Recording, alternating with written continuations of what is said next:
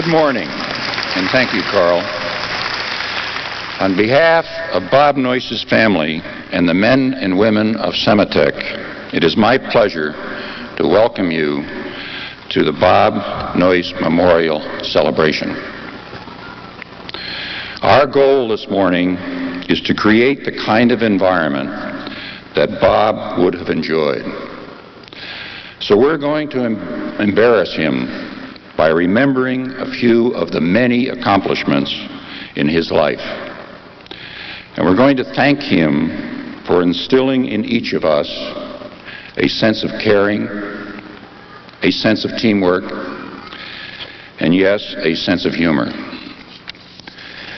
I think it's entirely appropriate for us to laugh this morning, for us to applaud, and yes, for some of us to cry. I know the people of Sematech know how to work hard and to celebrate hard. And from what I understand, Texans in general, and Austinites in particular, you people know how to enjoy yourselves. Bob Noyce was a man who truly loved and lived his life. His deeds as an inventive engineer, as a visionary entrepreneur, as a master team builder, and most importantly, as a concerned citizen, concerned American, have become the stuff of which legends are made. That description would have embarrassed Bob. Oh, he would have liked it, but it still would have embarrassed him. But it is true. Now, let's join together and let the celebration begin. Please welcome Bob's wife, Ann Bowers. Thank you. I'm not sure that helped my bad case of sweaty hands and dry mouth, but we'll see. I'd like to begin this morning by introducing you to some very important folks who've come a long way to share in this tribute. They are family and friends, particular family and friends. They're certainly not all the family and friends who are here, but there's some that I think you would like to know so that you have a sense of Bob's family. First with me on the stage is Penny Noyce, Bob's oldest daughter. Penny is a Renaissance woman, as her dad was a Renaissance man.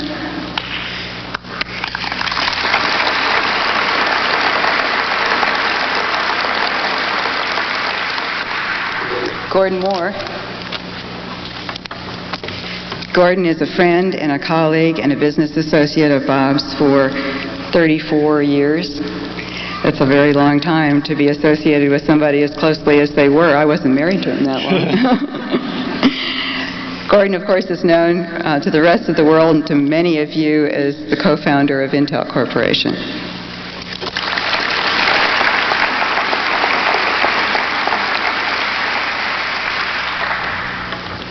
Kay Bucksbaum is here from Des Moines, Iowa. She went to Grinnell College with Bob. They've been friends for forever. She and Matthew, who's in the audience as well, have become very dear friends of both of ours.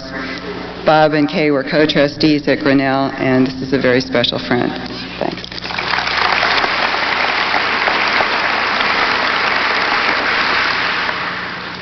Small person who looks like me. This is Sue Cook from San Francisco. This is my best friend. She's been my sister. We've adopted her into our family. Bob and I tried real hard to get rid of her, but what can you do with a princess?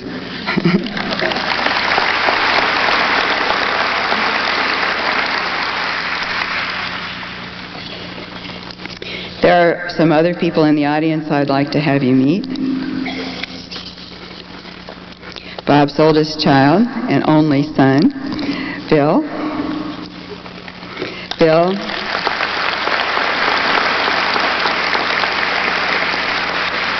Bill is a software engineer. He works for DEC, lives in a lovely place, not as nice as Austin, but a nice place, Hollis, New Hampshire. And he's the father of 3. His wife, Joan, and youngest child, Molly, are here as well. Bob's youngest daughter, Margaret, is here with her children.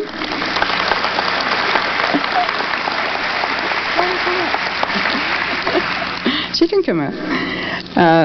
Michael and Mary and David. They're small. It's hard to see them.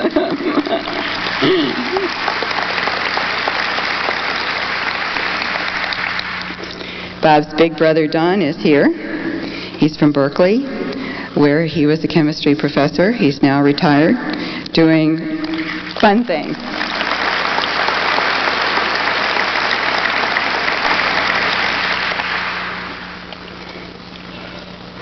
Penny's husband is here, Leo Lou, with the oldest of their 3 children, who I think has arrived. This is Rhiannon. Hi, Lovey. You okay? You want to be on television? No. She doesn't want to be on television. She only wanted to do that last night. And my family, a little smaller, you'll notice. My mom, Betsy Schmeltz, and my baby brother, Tom.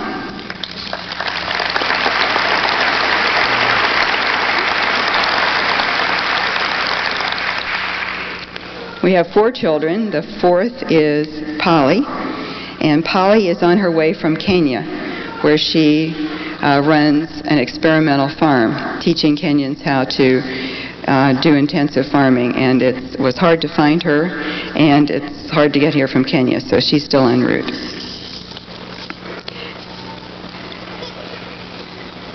To all of our friends who have traveled from all over to be here in Austin today, some of them I haven't seen for 10 years and just about did me in.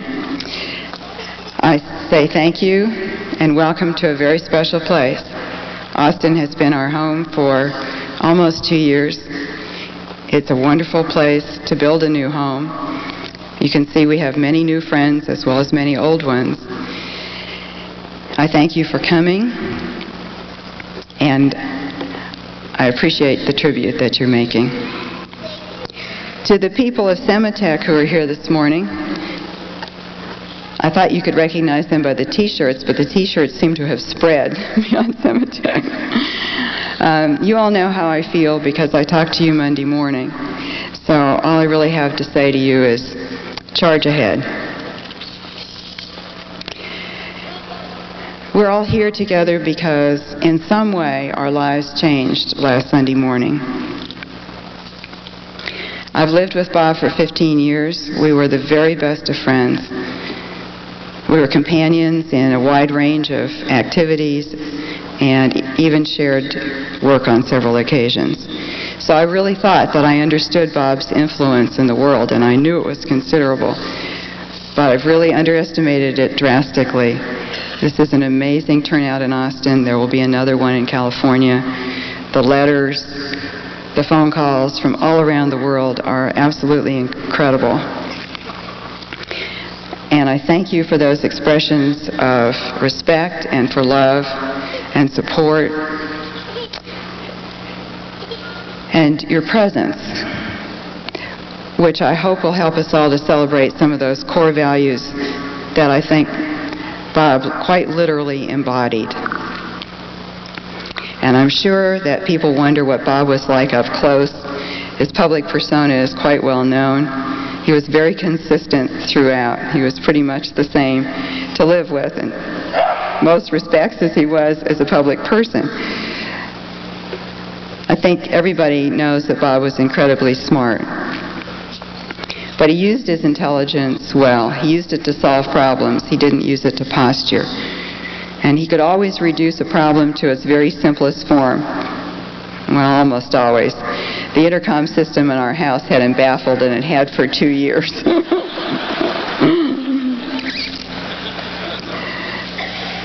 Those of us who spent time around Bob who were competitive types, and there were quite a few of us, frequently got very frustrated because it seemed as though Bob could do absolutely everything well. It wasn't fair. He was a natural athlete, he was an excellent pilot, and he was a more than competent musician. He could write limericks, and he could even spell. But he never, ever made anybody feel incompetent. And in fact, he encouraged us all, in his own quiet way, to be more than we ever thought we could be. But in trying to think about what the essence of Bob was that made him so special, I think it came from his very deeply held belief that people are essentially good, and an optimism that things are going to turn out okay.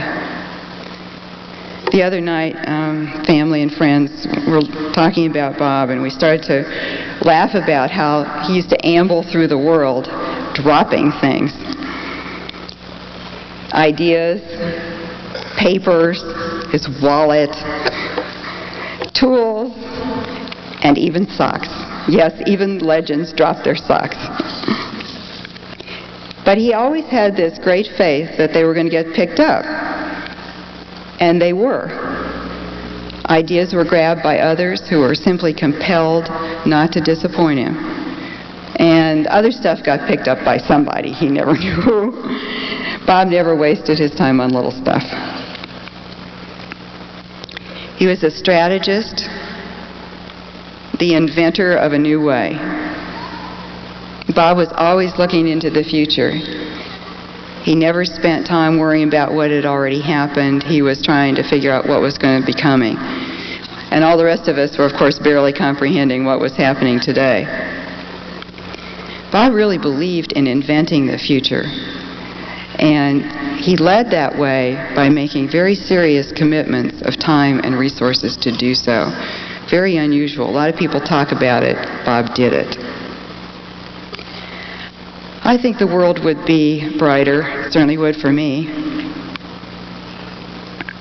if we could all adopt some of Bob's approach to life.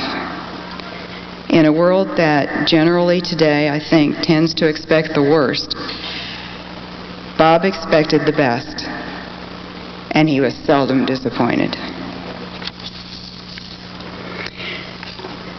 But that's enough of this. As Bob would say, Bowers, you're blowing things all out of proportion. And so for once, I'll listen and I will stop. Thank you.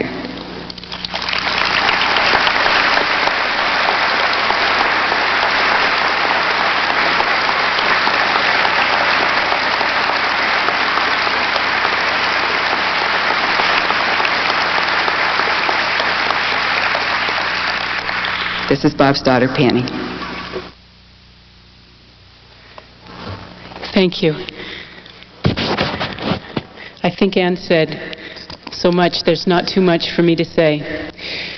This past week, when my friends and acquaintances in Boston, who know nothing of electronics and technology, offered me their condolences for my father's death, I found myself wanting to tell them about his contributions to our country and our everyday life. But you people know about his public accomplishments. So I'd like to tell you about how he was as a father and what he gave to us, his children. I remember a spring fair at our elementary school when my father was the first one up in the annual father versus son softball game. I was so proud of him. He was the youngest, handsomest father there by far. Then the first pitch came in and he knocked it out of the park. I cheered wildly. But the other parents kind of clapped half-heartedly, and I realized later that the fathers weren't supposed to win this game. But my poor father couldn't help himself. He always threw himself entirely into the activity at hand. In whatever he did, he always tried to excel. He taught us by his example to be doers, not bystanders. He never watched sports on television, nor did he have time to read about other people's adventures. He was too busy pursuing adventures of his own. One thing he taught us to do was to ski. 1,000 times he picked us up from a snowbank and dusted us off and led us off down the hill again, the four of us in a row, all in our little matching orange jackets, until we could share his exhilaration. And some of my happiest memories of recent years are skiing with him in Colorado or in the Bugaboos. My father had a voracious appetite for knowledge. When he talked to people, he was always trying to find out about what they were doing and their field of expertise. He was never intellectually lazy, nor would he allow us to be.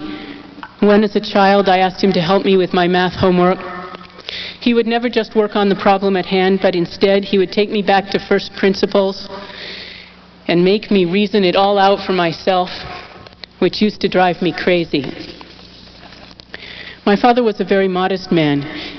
He used to say that much of his success came from luck, from being in the right place at the right time. In our work, he taught us to follow our hearts, and we always knew that we could count on his support in whatever our hearts led us to choose. I think he wanted us to be daring as he was. He enjoyed his work. He enjoyed his success, but that was never an end in itself. Often we, his children, would read about his honors and awards only in the newspaper because he'd forgotten to mention them to us. What mattered most, he taught us, was to do our best and to have fun doing it. 2 years ago, when we were sitting on a chairlift, my father told me that he planned to live past 90. I only wish that he had. I think he crammed 90 years worth of living into 62. But he has 12 grandchildren. And I wanted all of them to have the chance to know him well, with his warmth and his generosity, and above all, his excitement about life. I wanted them to have a chance to absorb his values. But now that's something we'll have to pass on to them ourselves. Thanks.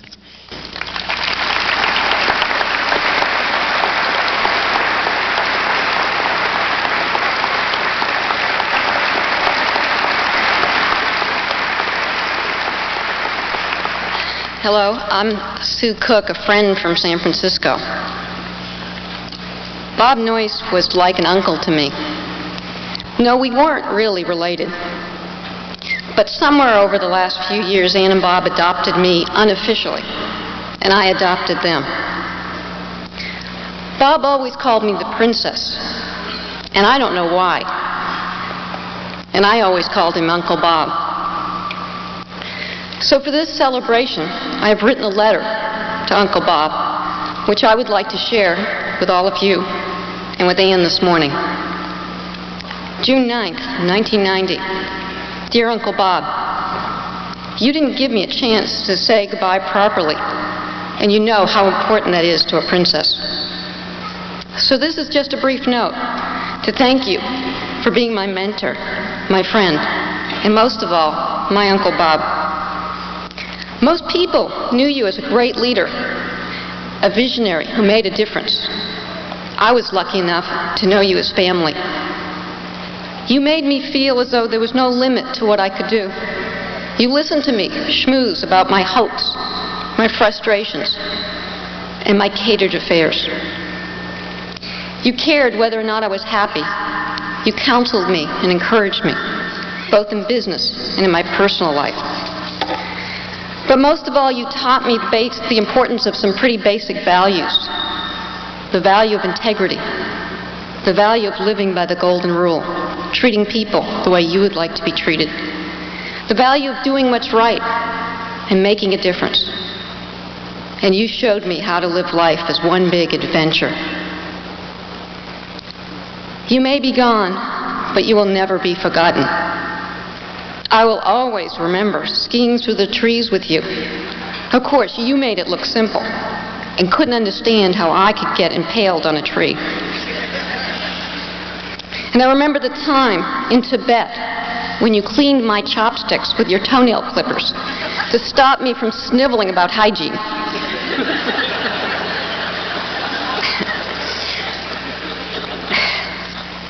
Thank you, Uncle Bob, for showing me the way and for sharing your life with me. Much love from the Princess. P.S. You'll be glad to know I'm wearing that Austin t-shirt you gave me. Thank you.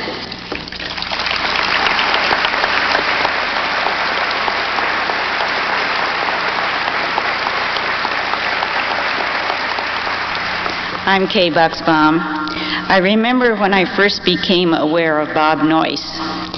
It was at Sunday afternoon free swimming at Grinnell College in Iowa, where Bob grew up. I remember seeing from down at the shallow end the superb form of one diver. His pike positions, his somersaults, his toes and ankles were absolutely perfect. He got more bounce off the springboard than anyone else. He seemed to graze the ceiling. That was Bob Noyce. We had some acquaintances, as one does with so many at a small school, but it was later when I joined Grinnell's Board of Trustees, which Bob already had been serving long enough to have chaired, that we came to know each other very well. It wasn't only the Grinnell connection that welded the friendship, but a mutual love of skiing and the Aspen Mountains. To see Bob in deep powder snow was like seeing a graceful bird which seemed to skim without effort over the rolls and bumps of the earth beneath. I spoke with Joseph Rosenfield, the grand man of the Grinnell College Board of Trustees, who said that if only his 86-year-old bones would have let him, he'd have been here today. He mentioned how frequently Bob was a listener rather than a talker at meetings. But he said the times Bob did speak on topics in which he held a special interest, the sessions were remarkable for the pithy intellect and for the eloquence Bob gave them. Mr. Rosenfield spoke of Bob's deep interest and understanding of facets of the school that usually are not in a trustee's bailiwick. He was truly an educator himself, Mr. Rosenfield said, recalling that at one time, board members made a strong effort to get him to consider coming back to the college as its president. I remember a special time with Bob. I was tapped to become the next chairman of Grinnell's Board of Trustees, and at that board meeting, the president of the college resigned. I like to think that the two events are unconnected. Apparently, Bob was detailed to take a walk with me to determine whether or not I thought I could handle the changed situation. I was a comparatively new trustee and the first woman to be named to the job. I told him that I wasn't afraid of trying it. There was no question of his unwavering support. Many a chairlift ride was a shared discussion about the state of the college. He is one of very few extremely successful men I have known who never seemed to differentiate between men and women in appreciating their capabilities. He was not only a man who reached the greatest heights, but, as so many of you here know, he brought along many, many others to their own greatest personal heights.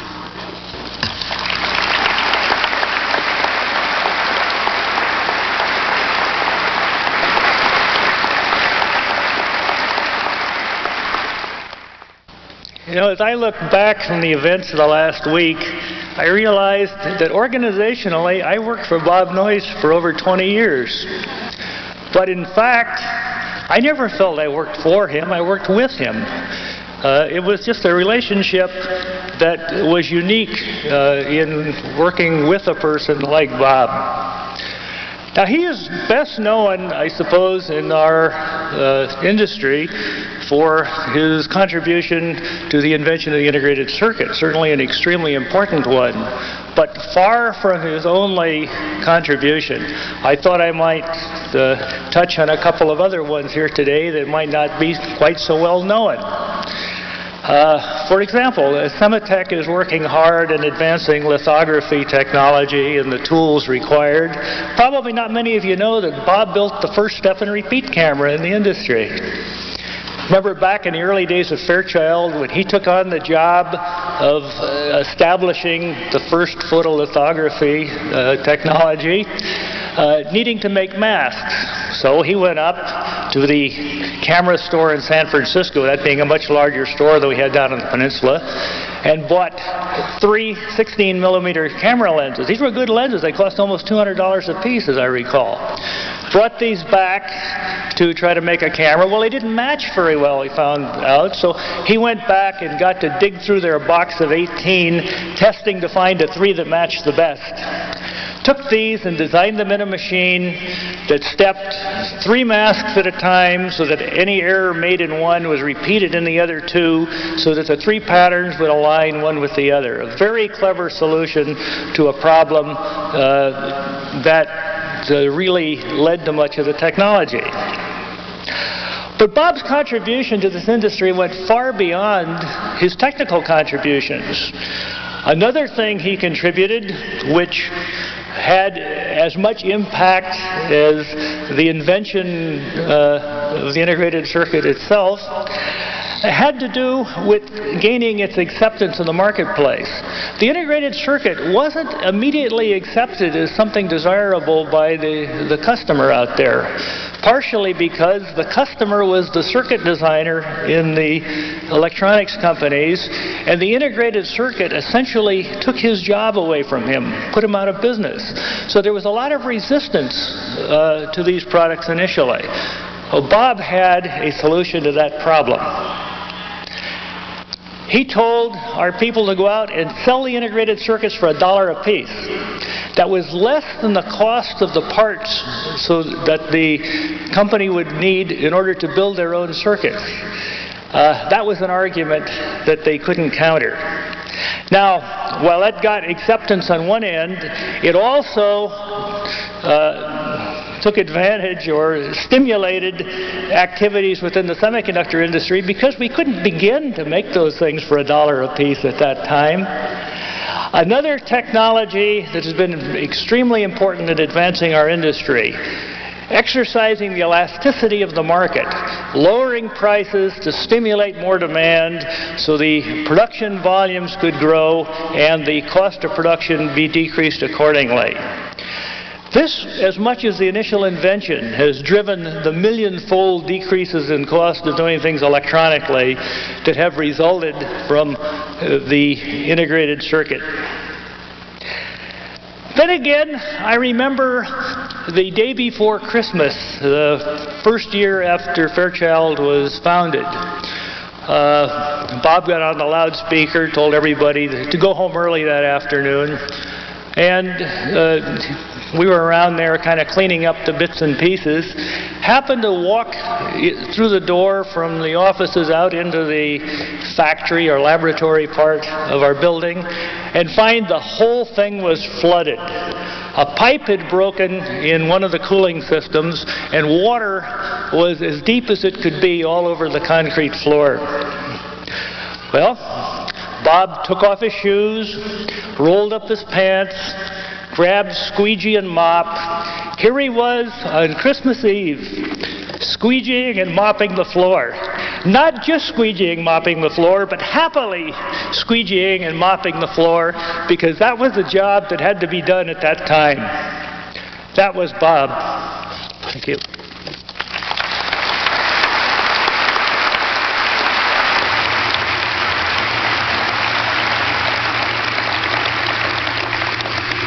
Thank you, Gordon. Bob Noyce was a man who touched the lives of many of us. And he did so in ways as unique and as individual as the man himself. Let's take a look. The Osgood File. Charles Osgood, CBS News. Thomas Alva Edison was, in his own lifetime, one of the most famous men on earth, and justly so. Any school child, then or now, could tell you who Tom Edison was and tell you some of the things he invented. Today, in the era of the microchip, inventors work in teams, and individual names are not very well known to the public at large. Do you know, for example, who Robert Noyce was? He was the co-inventor of the microchip, the man who changed the world.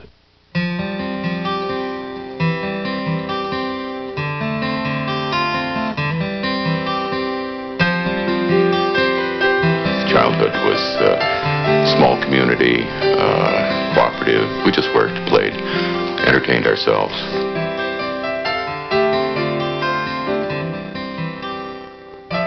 Grinnell College was a marvelous experience for me in that it opened my horizons much broader than just Iowa. How do you relate to the rest of the world? How does the rest of the world relate to you, if you will?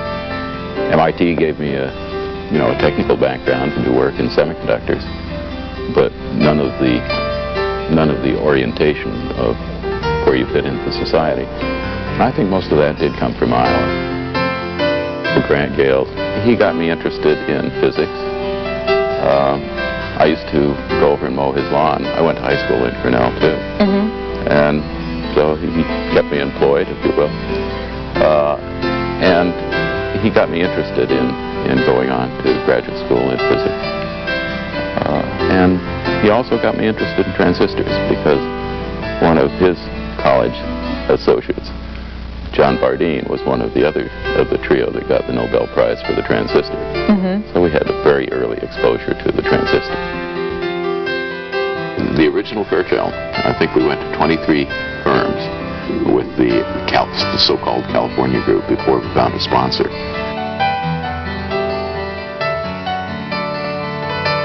We had all of these marvelous little transistors on a slice of silicon and cut them into tiny pieces and worked with them under a microscope, putting wires on them. It just seemed so much easier to do that all at once and then not ever cut them apart, just leave them all together.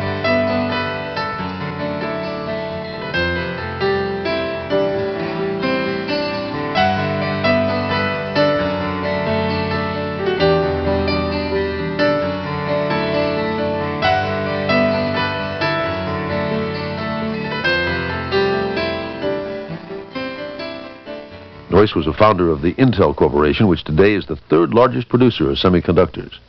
Today, semiconductors are a $50 billion industry, and more than that, they're the power behind the $500 billion electronics industry. It has been very satisfying to start a company and see it grow and develop a different kind of company around a different way of doing things, which is looking at human worth rather than the usual autocratic organization of the company. I think there is a new management style evolving now, which is paying much more attention to the needs of all employees, not just the select few at the top. It's much less autocratic, much more democratic. In a changing environment, a democratic management style is much more effective.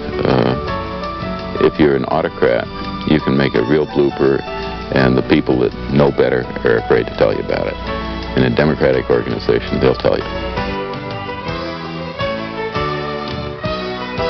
Father of Silicon Valley is a term I hear used to describe Bob Noyce. How do you feel when you hear that term? A little humble, a little proud. What can I say? I love the term, and I think that what we did at Fairchild and carrying on has really had a major influence on Silicon Valley. It is named Silicon Valley.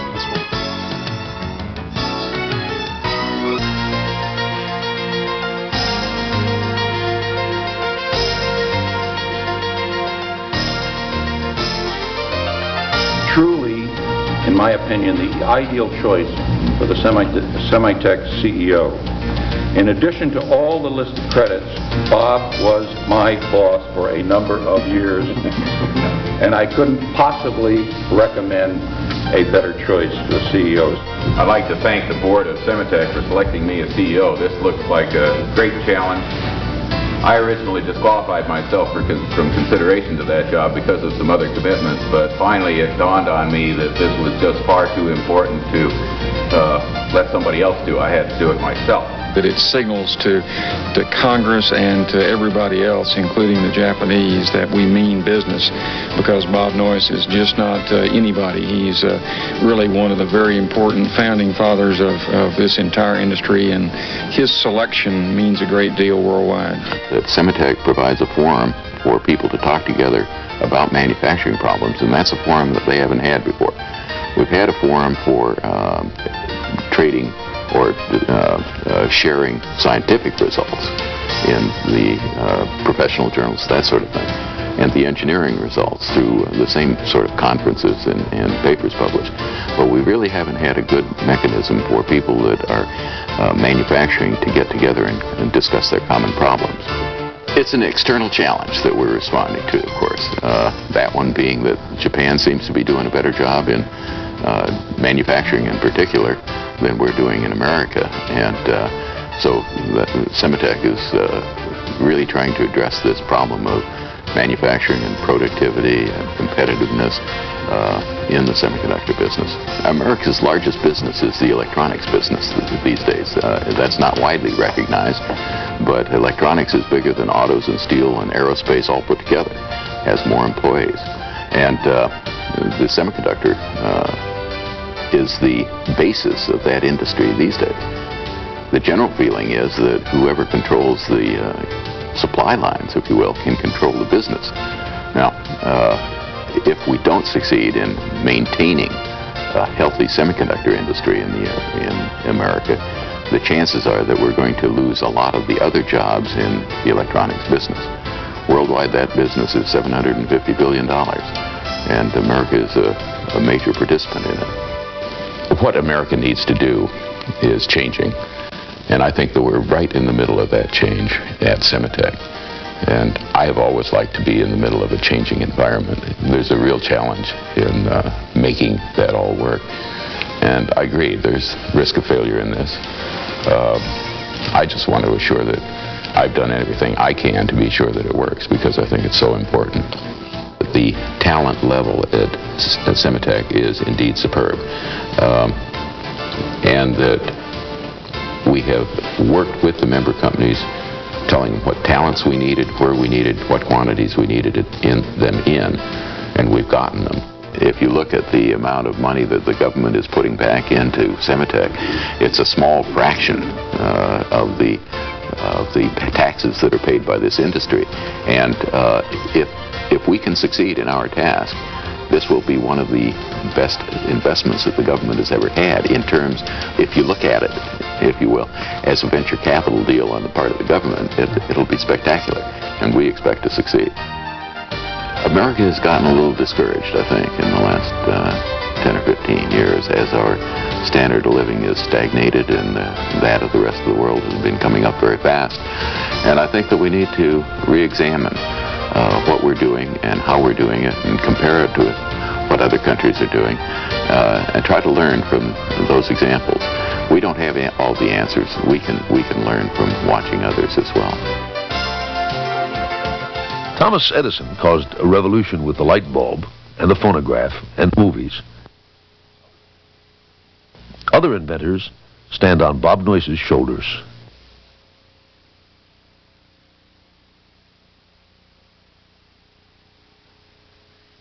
Necessity, they say, is the mother of invention. We have a lot of necessity in our society today. And I think the time is here for inventing new approaches, new solutions to these various problems, so that we can indeed maintain America, and indeed the rest of the world as well, as the land of opportunity for all of those who will be the achievers of the future. Thanks very much. Ladies and gentlemen, let me introduce Popkin Derterosian, President of Silicon Valley Group and Chairman of Sematech. Popkin. I met Bob when he was chairman of the MIT fundraising Bay Area Club. And as most of you mentioned, and most of you who met him know him, how could you refuse when a leader like Bob asks you to contribute to a good cause? From then on, the best experience I had was about less than 2 years ago. I had a call from Bob in my office. My secretary said, "Bob Noyce on the phone wants to talk to you." You know, a little old guy like me get a phone call from Bob Noyce, who I considered God, really, with a little g. And I got on, obviously, I interrupted what I was doing, and I answered the phone. And Bob said, "I'm coming to the Bay Area. I'd like to have lunch with you if you have the time." I said, "Bob, what do you mean, I have the time?" I'll make the time. Well, we did have lunch together. We had a very nice one-on-one conversation for about a couple of hours. As most of you who know him, and some of you that mention, he's a giant of a man who was really a simple man. He was very approachable, and in my personal view, probably that's the greatest tribute, the greatest characteristic this man had. He was very approachable, as Ann Bauer said, that's the way he was at home. You know, most people are elitist. They have this public posture and the private posture. This man was the way he was. What you saw was what you got. And anybody who met him really, really enjoyed him, liked him, learned from him. To be philosophical, there are 5 billion people in this world, and billions came before. And most of us basically pass in this world, maybe 60. In the old days, you lived 30 years. You know, Christ started a religion at 33. Alexander the Great conquered the world at 33, and Napoleon was about 30. It seemed to me 30, 33 was the age great men lived. Well, Bob lived 60 in this world, 62 to be exact. But you know, that's just a passing. We just kind of pass through this world. What really, really remains is the impact we make, whether it's in science, in art, in philosophy. Michelangelo, 400 years ago, started a Renaissance in Europe. Picasso followed in the 20th century. And I'm sure most people in this room don't even know whether Picasso is passed away or alive, because what his work and his spirit and his art remains. And I think Bob's art, his values, his spirit, and what he taught us will remain. So he really just passed through here.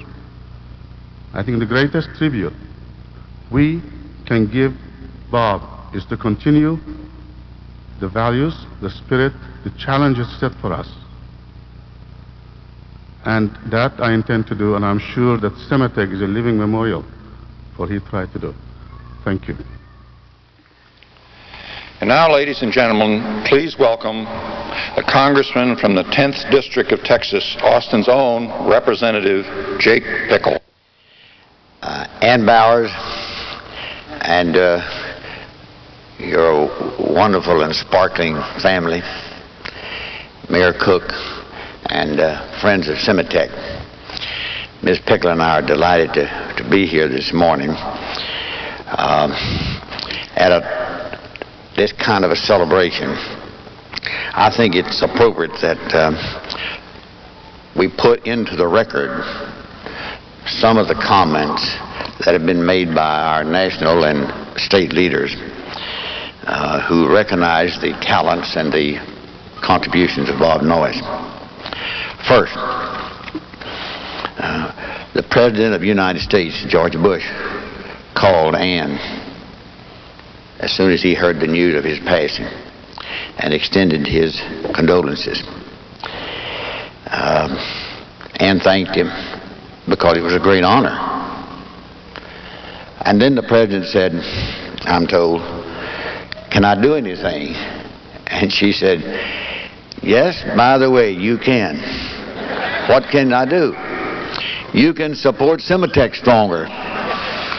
And the President said,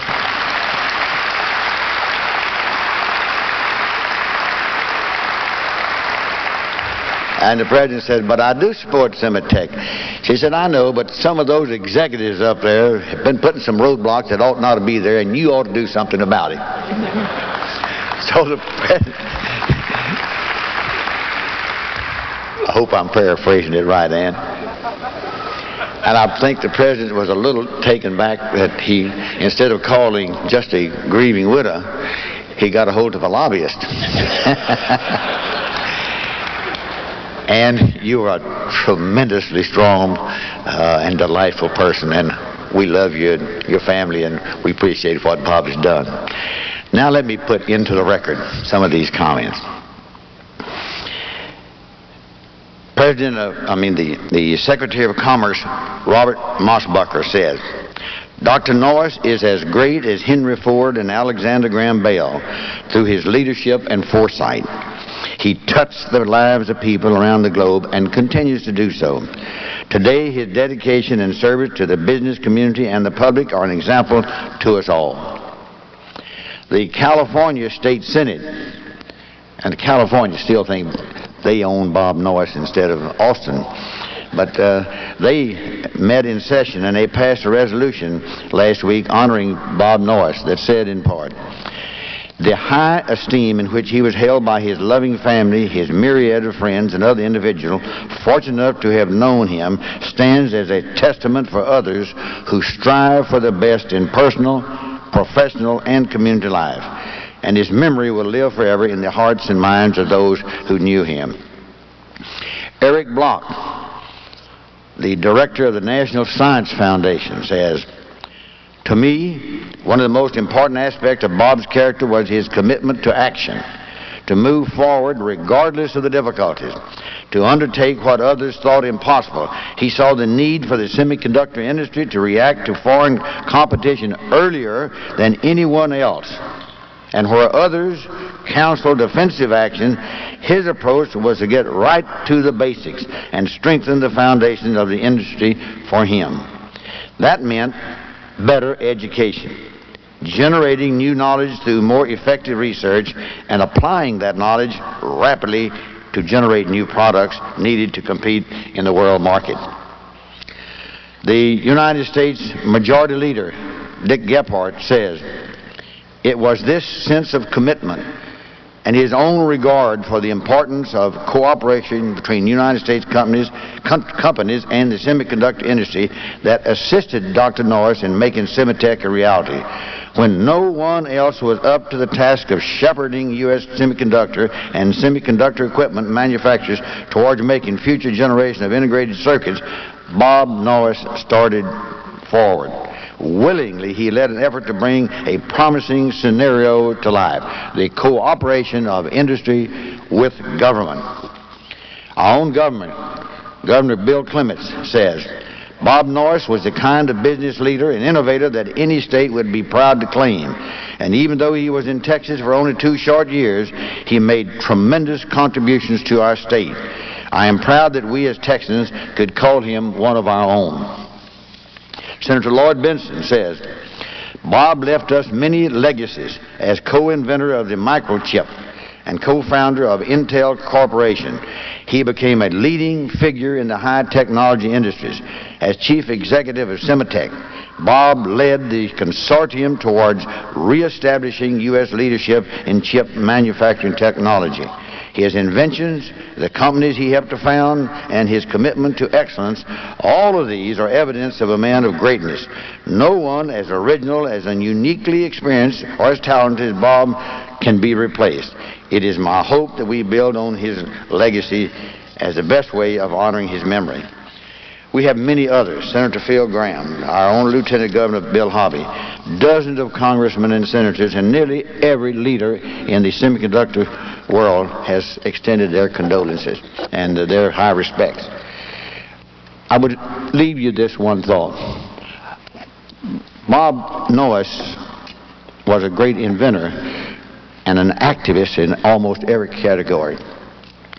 His foresight has told us we should come together now as a country and meet competition head on. He had helped us get Sematech off to a good start. Now we as friends and participants in Sematech have got to meet that challenge. We've got to see that government and industry joins hand to meet competition on an international basis. That's our commitment. And that's what I hope we think that Bob Noyce's life means to us. He has changed the world. Now let's make it a better world. Thank you. At this time, ladies and gentlemen, I'd like to bring forward Sematech's Chief Operating Officer, Turner Hasty, and Chief Administrative Officer, Peter Mills.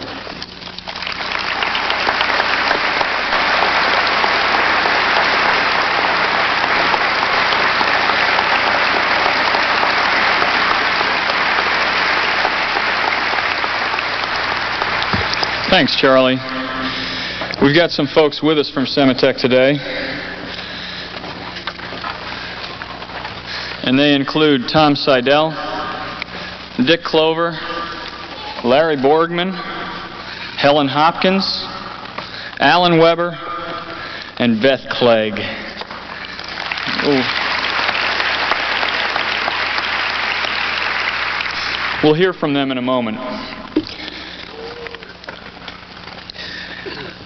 I feel very proud to have worked with Bob Noyce, but even more, I feel blessed to have had him for a friend. He taught us a lot, both as a professional and as a friend, and we'd like to share with you some of the things that we learned that we will carry forward, Ann. I was always amazed at how little Bob cared about the many honors and recognition that constantly came his way. Bob was much more interested in being logical, in solving problems, in making sure that all those that had an opinion were heard, and most of all, in creating things that had quality. One of Bob's greatest talents was team building. He created an atmosphere, and you've heard some of that from Gordon and others, that encouraged everybody to speak up. And I'm sure none of us ever considered ourselves Bob equals, but that's exactly how he treated us. He had a unique ability to form a team, to be captain of it when it was time to drive us towards a resolution or a solution. But then he had the unique ability to rejoin the team as just another member. Bob often remarked that Sematech was one of the finest teams he ever put together. He would say that the knowledge and skills that had been assembled in Sematech were greater than any he had seen in any single company. Bob was proud of the Sematech team and of the work that the team is doing. Now at this time, I would like for each of us to hear from some of the Sematech members. Thank you, Turner. On behalf of the development engineers at Sematech, I'd like to share with all of you what is now a very clear fact. We now know that Bob's vision is strong enough to be with us always. And as it's especially important for engineers, he taught us a sharp sense of planning, such that the products that we develop are sure to have important uses by the member companies. One could go on for hours about the things. In short, for the time he was with us, he taught us more than the entire collection of our best teachers. After all, we are but a reflection of a collection of our best teachers. All this week, a very special event happened. The bonding of the Sematech family took place. A new solidarity came over us. This week, we declared that Bob's vision was clearly received. We're resolved to carry it out. Thank you.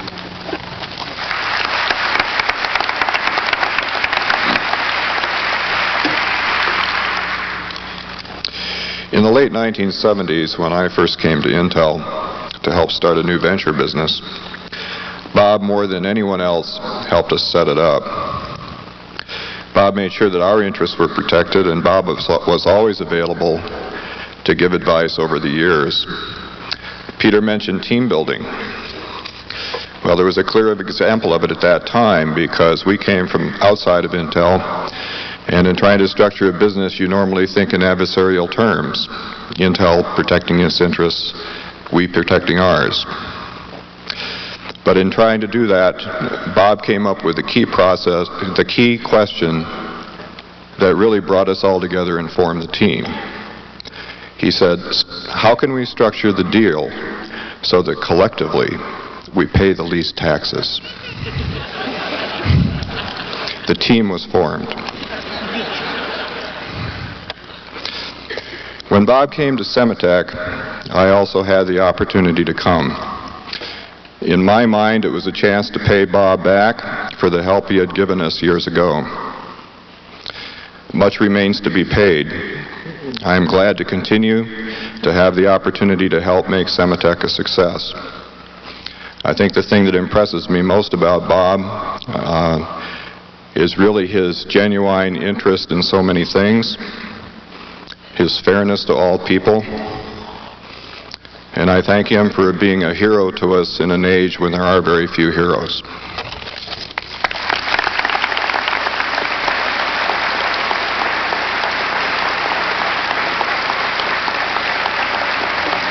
Thank you. Everybody else has said so eloquently all of the words that I've been feeling.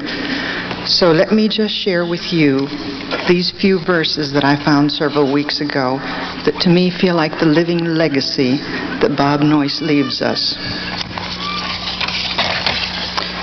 Do not stand, at my grave and weep. I am not there. I do not sleep. I am 1,000 winds that blow. I am the diamond glint on snow. I am the sunlight on ripened grain. I am the gentle autumn rain. When you waken in the morning hush, I am the swift, uplifting rush of quiet birds in circling flight. I am the soft stars that shine at night. Do not stand at my grave and cry. I am not there. I did not die.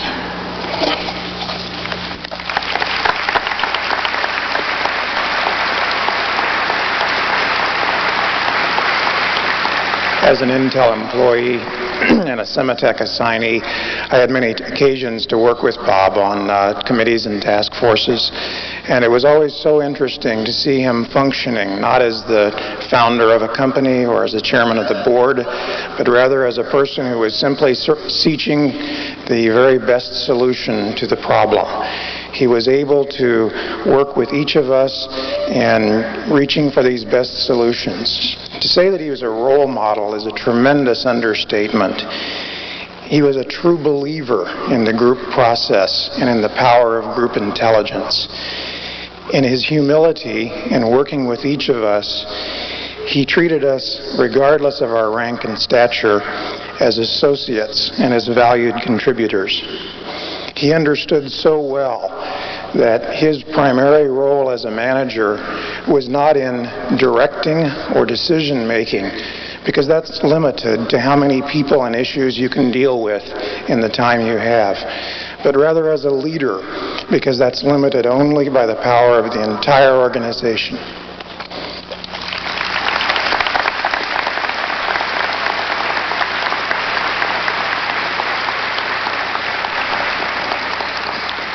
A lot's been said about the strength of Bob's belief in individual human worth and the belief that each of us has a very best that we can give. I suppose the most wonderful surprise when first coming to Sematech, though, was the amazing accessibility of Bob Noyce. And that was a quality that was a constant reminder that each of us had a best to give and a mission worth giving it to, in spite of the circumstances' best efforts to convince you otherwise. So, Bob is not as accessible now as he once was to all of us, but his vision for us is, let's let Sematech be the reminder that we still and will always have a best to give, as he did.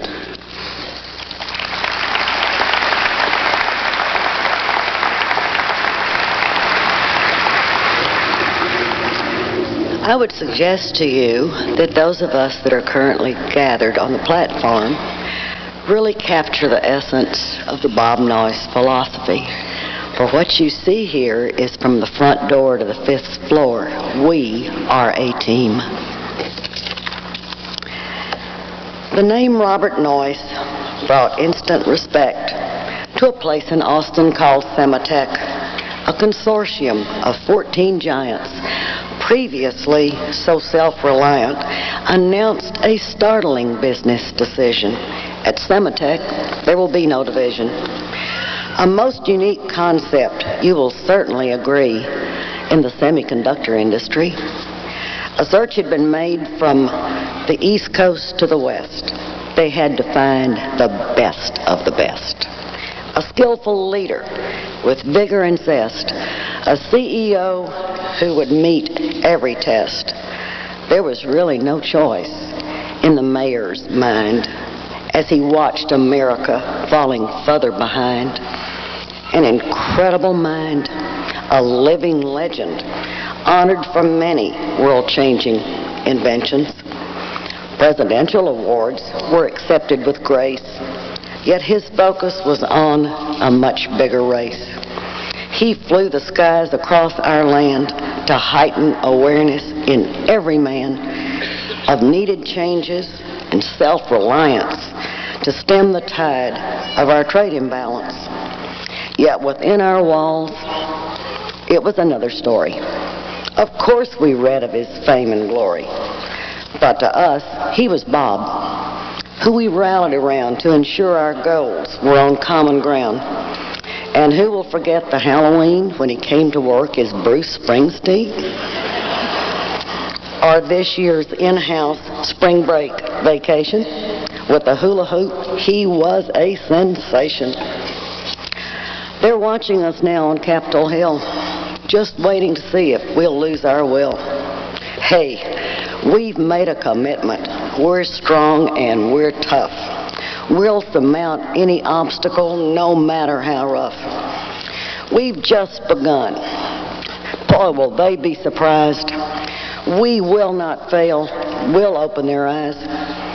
So, Bob, as you watch us from not so afar, you can rest assured we will win this war.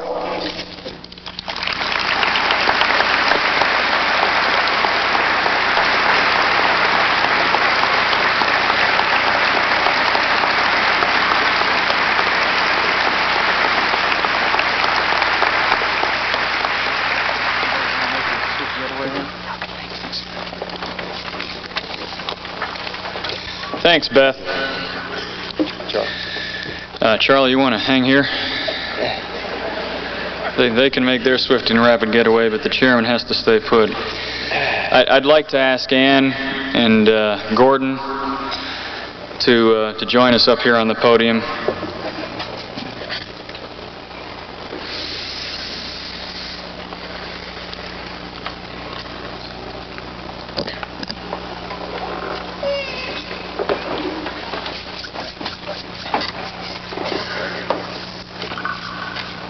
Get around. Yeah.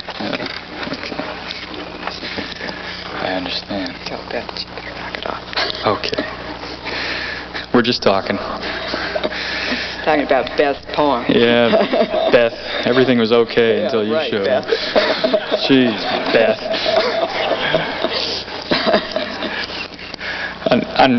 On behalf of all of us Thanks. I'm okay. Thanks again for coming. As the final event of our celebration today, we want to share with you some lighter moments. It's great to introduce a light moment with tears. The special side of Bob that made knowing him such an extraordinary experience. Let's take a look. Robert Noyce.